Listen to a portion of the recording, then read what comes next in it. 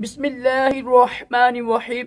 फरमान मुस्तफ़ा सल्लल्लाहु तआला अलैहि वसल्लम, मुझ पर दुरूद शरीफ पढ़ो, अल्लाह पाक तुम पर रहमत भेजेगा।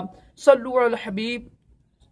आजिज़ी करना भी अजीम सुन्नत मुबारक है। राशिद अतारी ख्वाबों की तबीर लेकर पेश खिदमत है। आज हम ख्वाब की तबीर सुनेंगे, वो है सांप को देखना। ख्वाब में देखे ना, सांप देखा है तो इसकी क्या तबीर होती है। इमाम इब्ने सरीर रहमतुल्लाह फरमाते हैं कि सांप है ना, ये दुश्मन की अलामत होती है।